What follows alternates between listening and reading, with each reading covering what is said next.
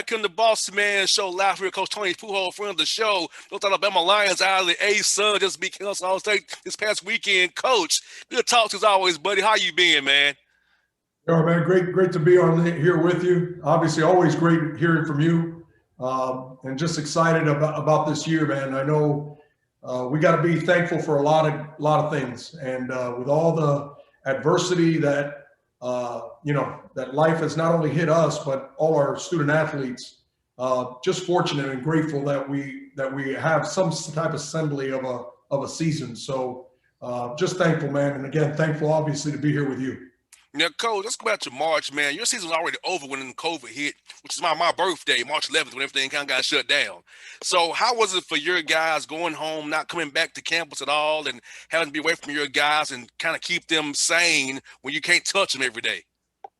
Yeah, I mean, that was the challenge, right? So we had to find a way to communicate. And here's the thing.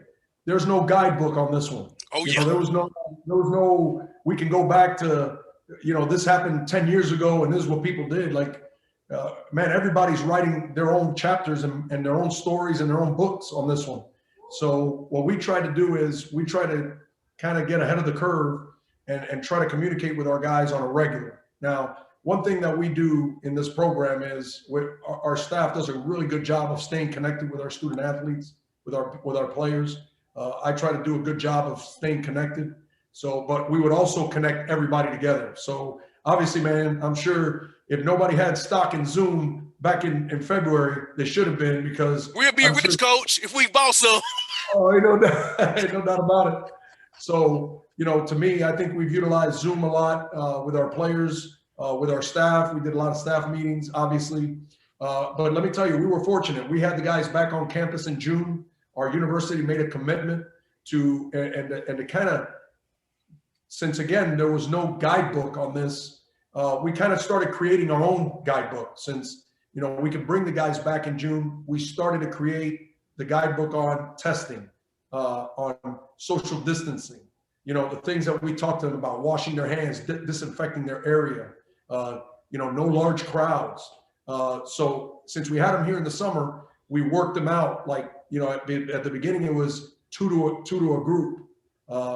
Then we increased it to 3, and luckily had zero cases in the summer. Now we're fortunate; we're off in a corner here of the western part of Alabama. Oh yeah, not a lot of traffic coming through here, so we didn't have a lot of cases. And I think the families of the young men that I have from Atlanta, from Chicago, they were thankful that they had like a little safe haven down here where they kind of stayed away from the COVID. Oh yeah, I had a cousin that went to North Alabama years ago, so I know how about going to Florence from kind of cut over there. It's hard. It's hard to get to. It's not easy to get over to Florence. Let's try to get over there to you guys. Hey, I'm always saying, if you come into Florence, it's because you're coming to Florence, because you're not going to Memphis and cutting through Florence. You're not going up to Nashville and cutting through Florence, and you're definitely not going to Huntsville or Birmingham and cutting through Florence. If you're coming to Florence, it's because you got to stop here. Oh yes, indeed. And now, Coach, having your guys on campus, how was it trying to get them academically set? Because I know when you go from virtual learning to being in class, Coach, I would be horrible virtual. So how was it for your academic advisor and your assistant coaches to make sure your young men's grades stayed high amidst all the uncertainty with COVID when they was back home next spring semester? Yeah, there's no question that was another challenge of ours, right? Because all this is new, and even as a staff, it caught us by surprise with a few of our guys. And I'll be honest with you, we learned some lessons with it. And the lessons I think we learn is that not everybody learns the same way, right? So there are guys that can pick things up quickly and they can do things virtually and they're fine. But there's some guys that really need that connection. They need that one-on-one contact with their professor, right? Spending that extra time. So that was a challenge. And again, because Zoom had its limits on how long you could be on a call, there were times that our guys were limited. And professors also limited to how many one-on-one conversations they can have. So yeah, it presented a challenge for us, but I got to give it to my guys because just like in the game of basketball, when things happen, you got to learn to adapt. And the ones that adapt are the ones that adapt quicker are the ones that have success faster. So we talk to our guys constantly about that. Is our game is unlike a lot of sports. Like, with football, you huddle after every possession, and well, maybe not now with the 2-minute warnings and all that stuff, but my thing is, normally you get to huddle. In our game, it's like hockey, right? It's just back and forth all the time. So we got to adapt quickly. So we talk to our guys constantly about that, about adapting and moving forward. And I thought our guys did a good job early on. I thought a couple of guys struggled, but they learned how to move forward after that. And Coach, I'm asking you about this for being a leader. For me, Coach, I'm 33 years old. I have interns, 6 of them, who are 18 to 21 years old. I had to be like their psychologist, their leader, their father figure, their everything, because they're here in Atlanta going to school, and their parents trust me to look out for their kids. So I had to kind of take on a bigger role in their lives than I usually had. So I've become a better leader because of COVID. How about you, Coach, trying to lead young men through a hard time, a lot of stuff they don't quite understand, maybe the way you and I would? How's it been for you trying to, as your leadership, grown over this 2020 year? Well, to me, I've been saying since day one, JR, that for us, this is always going to be a player-driven program. Our guys are going to be guys that have got to be in charge of this organization. And, I want them to take the mantle, right? So for me to help them, the first thing I think I needed to do was, number one, I needed to listen. I needed to open up my ears. That my dad used to tell me at a young age, that's why God gave you 2 ears and 1 mouth. He wants you to listen twice as much as talking. Oh, yeah. So my thing was, I thought I needed to hear my guys, and we created a platform, and I think we created an environment that allowed that, that allowed them to voice their voice, because these were different times. I mean, think about what they were hit with. It wasn't just COVID. You had the social unrest. Mm-hmm. You had an election year. You had all this, the polarization of our country. You just had so many things going on, and they had to juggle all these things amongst the pandemic. Yes. Which is scary as it is.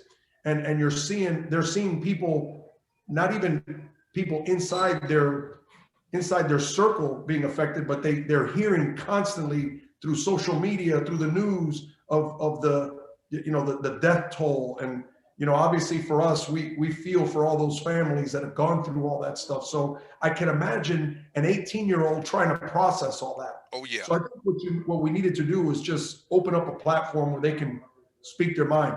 Listen, my guys know that they're going to have a voice, and then we're going to collectively, as a team, make a decision on what we're doing. From kneeling, from what are we going to do as far as practices? Do we want to offer options for guys to opt out if they don't feel comfortable? My guys had all those options. Like I told them, if you don't feel comfortable out here, if you feel like our medical staff is not doing what you need to tell me that first. And then if you don't still feel comfortable with what I'm giving back to you, then you got to do what's best for you. So I wanted our guys to have that autonomy to make those decisions. And I'll be honest with you, thankful for our medical folks, thankful for our leadership with the athletic department, our leadership at the university. They've done a tremendous job of keeping our student athletes safe. And Coach, speaking of the connectivity of your team, you feel like those talks about the social unrest made your team closer? Because for me, Coach, hearing my interns' backgrounds made me be more in tune with them going forward. Now I know really their core and their base, their foundation. How's it for you hearing your guys' different stories, different perspectives, discussions you all had? How were they? I can only imagine what it did for me with my 6 interns, what it did for your whole team, having those talks on Zoom this summer. Well, it's like I said to you earlier, I needed to listen, okay? Because here's the reality. JR, I'm a son of 2 Cuban immigrants, okay? I'm not a black man. Okay, I'm a Hispanic man. Okay, and now that doesn't mean that my family hasn't gone through, through some injustices. I mean, I come from a country where you had a dictator. Mm-hmm. Okay, now what I grew up in wasn't black or white. Ours was rich or poor. Mm-hmm. You see what I'm saying? Oh yeah. So I grew up in a poor neighborhood in Little Havana, Miami, Florida. Okay. So, and there were Cubans that they had money. Oh yeah. So there was some injustices going on through the same core of people. Just Oh, we were different. We were in different same markets. thing, different race. Same That's all in it is. Atlanta. Yeah, that's all it is. So that part I can connect, but I don't have the history of some of my black athletes who have lived and listened to their fathers, listened to their grandfathers and grandmothers, listened to their aunts and what they went through in the 60s and the 50s and the 40s and the 30s. Like, I don't know that. I don't have that history. So that's the part that I was telling you. That's where I needed to open up my ears. Oh yeah. I needed to listen. And not only did we speak to our student athletes, but we also spoke to, I'll give you an example, Wendell Gunn. He was the first black student to graduate from the University of North Alabama back in the 60s. Wow. And he went from the first graduate here, he worked in Ronald Reagan's administration in the White House. And he's a board member here, and they got a building named after him, and he lives here part-time in the summer. So wow. I sat down with him and I asked him about how life was here when he was on campus. Wow. And the insight, JR, that he gave us, priceless. And that's the type of stuff that has been discussed in our organization here with our players, is we all got to listen to each other. Yes. But the reality is, and listen, I know you hear a lot about Black Lives Matter, and then the people say all lives matter and all that. The way I equate what's going on in our country right now, yeah, all lives do matter. But that being said, that's like if I have 4 kids and one of my kids gets in a car wreck and she's in the hospital, okay, and she's in intensive care and she needs help, okay? My other 3 kids' lives matter, but the one that's in the hospital, oh, yeah. She needs my attention right now. Oh, yes. And that's what we have to understand about this scenario here today is, yeah, all lives do matter, but my Black brothers and sisters right now are in critical care, and we need to take care of them. Oh, yeah, Coach. And you know, Coach, my father's 80 years old.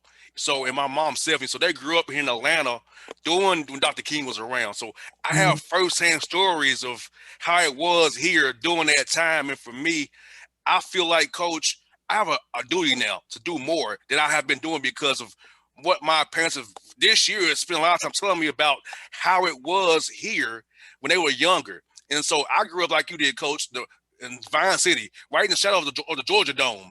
Very, very poor community. For me to get out and come to where I am today, Coach, I feel so blessed, you know, that my parents didn't have a lot to give me as a kid, but I never let it bring me down. And like you got out of Little Havana.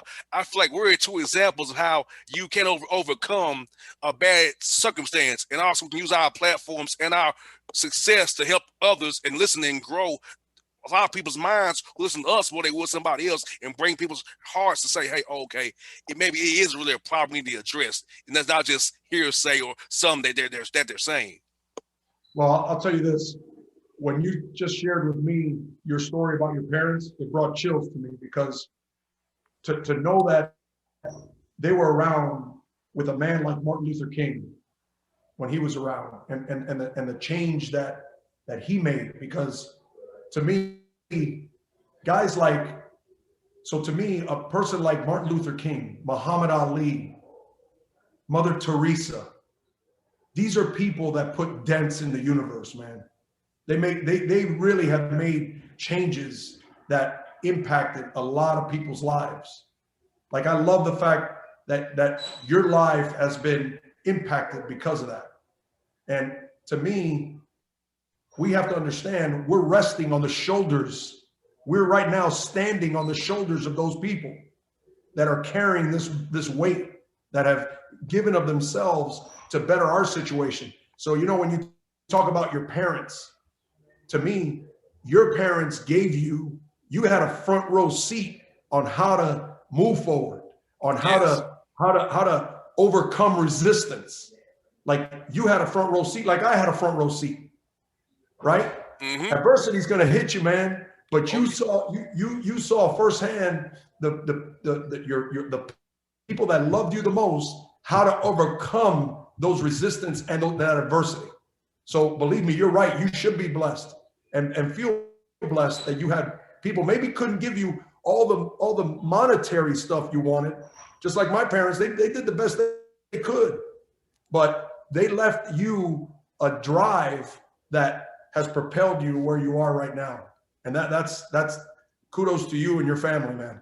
and Coach, I feel blessed. I can take care of my parents now with this radio show the Lord has blessed me with, because who would have thought a kid from Vine City, living the way I grew up, would have a radio show that's nationally syndicated now, heard by from Chattanooga to Macon, plus other affiliates, man. Coach, I'm living a dream, Coach. And I'm going to tell you, Coach, I had no idea the impact that my show had. So people emailed me and said, JR, thank you for the show. So it's a break from the monotony. It's a break from the same old thing every day. So thank you for your story. The show people you have on your show is making us better. Thank you for, Coach. I'm telling you, man, I never thought about the show was that impactful until COVID hit, because people email me saying that the guests I have and the stories they're hearing is helping them get through this bad time.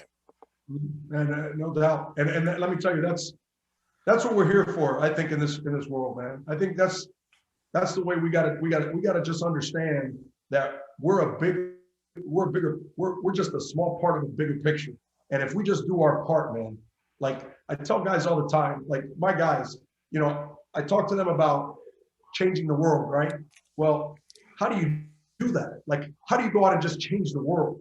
Well, I'll tell you how I think you need to start. It needs to start right here within your own heart. Yes, sir. Okay. So I think once you, because that's where the battle lies. We gotta get rid of all the things, because all of us have good and bad. We all do. And what we gotta do is we gotta internally fight that battle, push the bad aside, and then just make ourselves better. Then we gotta go out and impact our local community. Okay, things we can touch and feel. So because we all know, like in my community, there's the west side of Florence. Okay, and to me, we all see it, and we need to help there, and we need to go in there and put our resources there, okay, to help folks. And if we're silent, we're really the enemy of that. Oh yes. So my thing is take care of yourself, take care of your local community, and once you have that, just trust me, you'll start impacting the world, because you're reaching to so many people, and those people are reaching people. And that's the way it works, man. In my Coach, opinion. I've decided to do that, Coach. I'm gonna tell you, man. I've talked to Carmen Mazzarello at Siena about what he's doing, Coaches for Change, and I want to do that here in Atlanta to help the people in my old community, Vine City, East Atlanta as well, because it's definitely a split. A highway, I-20. It's like Buckhead is this way, but when you get flat below I-20, it's despair, and I see it. And I want to address that, like you said, Coach, make the parts of town that's not desirable better, because everybody sees the Buckhead in downtown, but they don't come over right by across the street from the Dome is Vine City, English Avenue, where I grew up at, Cleveland Avenue, East Atlanta, Gresham Road. So we have to make those parts of Atlanta, bring it up to snuff, get to have better stuff. So Coach, I'm with you, man. I see it, and it's in my heart to make the city of Atlanta better in 2021 and beyond, because of things that you saying right now, what my parents have told me, and what they put in me, in this charge they gave me the rest of my life to make a difference in the city. And I'm going to do it, Coach, no doubt. 100%. I'm with you there 100%. And like I told you, if we see it and do nothing, shame on us. Shame on us, man. Okay? Because the reality is, we all know this. We live in one of the richest countries in the world. Yes. You cannot tell me that we cannot help every single person in our country and in this planet if everybody connects. You got that right, Coach. You know what I'm saying? Oh yeah, Coach. You got that right, my brother. And Coach, let me just ask you this quick about this week, Jacksonville. How was it been playing back-to-backs. Tell me about that, because I know that's new for you guys this year. I know it's to prevent travel, of course, make it all safer. How's it been for you, and how was coaching on that second night after night one of giving your energy, all that energy on that first night there? Well, I can tell you this. You're right. There is some positives to us playing back-to-back and going to one site. But I want you to know you got to be careful with it too, because when you're playing back-to-back games within 24 hours, your guys better be recovered, because that's where injuries can happen. Oh, yes. Okay? So there's some positives and some negatives. So that's one of the things. If you look at our roster and you look at the times of our guys playing, not one of my players in conference play, really during the season, not one of my guys is averaging over 30 minutes a game. We are balancing as much as we can, keeping our guys under that 30-minute rule, because if you're averaging more than 30 minutes on a weekend, trust me, you're gonna feel it now. Oh, yeah. Now the good thing about it is then you got 5 days to recover. So now it's a different type of setting. Now, to be honest with you, from a scouting standpoint, it's much easier, because normally we would play on a Thursday in one venue, and then we got to turn around and play Saturday in another venue. May have to travel. Who knows, right? But it's two different teams. Now you only got to worry about one. The other part, the chess match, is that 24 hours. The folks make adjustments. Are you ready for those adjustments? And man, I'll be honest with you, it's different, but I've enjoyed it. Listen, I'm just thankful, to be honest with you, through this COVID year. I'm just thankful we're hooping, man. Just thankful we're hooping. The last one I got for you, Coach, this, man, you've been so gracious with your time with me today. Tell me your quarantine hobby. Mine was playing the guitar. I'm a guitar player now, Coach. I can do it pretty good for you. What was your hobby this time in the quarantine? Man, listen, I've already seen every Netflix show. I've worn out Disney Plus with my kids. I've worn out what's the other one? Amazon Prime Video. So I'm like a movie guy, but I'll tell you what I also did. I also broke down. I went back, watched every game last year of my team leading into this year, looking to see what the things that we needed to do. And then not only that, but then I also started catching games from teams that were playing this year. I watched a ton of their games from years before. So I did a lot of preparation for my team as far as, getting them here in June. What are the things we were going to do? What are the things we were strong at? I wanted to continue to strengthen. What are the things we needed to work on that we felt? So we identified a lot of those things. But yeah, I would have to say, man, you played the guitar. I wore out Netflix, man. Hey, listen, I got my money's worth. Ain't no doubt about it. You got that right, Coach. I hate I missed you guys. I realized you played here this last weekend. I was in Nashville. I was talking to my man, Matt Driscoll. I wish I know you was coming. I would have stayed in town. He invited me up to Tim play and Lipscomb up there. So that's why, I said, I just missed you this week. I really didn't realize you was in town this weekend. Well, I'll tell you, it was this league. I'll tell you this, JR. This league has not only got good players in it, but it's got great coaching, man. Obviously you got a team like Liberty who's already gone out and beaten 2 Power Fives. They beat Mississippi State. They've beaten South Carolina. You got, and then you come into the league and they're splitting with Lipscomb. They're splitting with Stetson. It just shows you the type of league that it is. It's just very, very competitive, and it's earned. I think it's earned its respect. Liberty's done a great job in the last few years. Lipscomb's done a great job. North Florida, great job. But man, I'm also going to tell you, Coach Amir's got. I know the record doesn't look like it, but trust me, he's doing something really, really special down there. He's building it. You got Bellarmine just joined the league.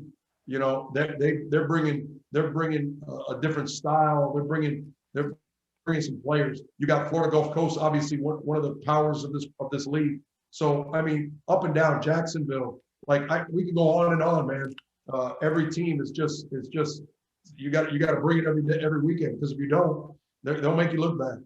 Now, Coach, best thing about all you all are great guys. You know, all you are great interviews. I love talking to all you guys because you all is great to talk to. Always open for me, and I appreciate you guys because you all are nice to me all the time. So I think I can glad and cover you all, give you a league a platform because you all are great people and great schools and great players as well, Coach. Well, I appreciate you saying that, JR. Listen, it's just fun being around you, man. And, you know, you bring that energy, brother. I love it. You know, as soon as I saw your face, you know, you lit up this room, man. You know what I mean? So to me, this is easy. This is an easy one. No doubt. Well, Coach, as always, thank you for your time, Coach. Be blessed. And do you play at Lipscomb, Coach, or are they coming to you? They're coming to me. Okay. So, yeah. So the ones we got left, well, we got Jacksonville coming in. We got to go to North Florida. We got to figure out Florida Gulf Coast. They had a COVID issue when we first started, and unfortunately couldn't play them. But I think the league right now is we still have our bye week, so we may sneak them in there. And then the last 3 games that we finish with, we got Liberty coming to Florence. We have to go to Bellarmine, and then Lipscomb finishes up down here. Well, Coach, I have a house in Nashville still, so tell me which way you want me to come to, and I'll see if I'm free, and I'll do it. You never need an invitation over here. You just let me know when you're in town, and we'll take care of that. Cool beans, Coach. Hey, Coach, thank you so much, Coach, always, buddy. You be safe, man. Same to you. All right, see you now. See you, buddy.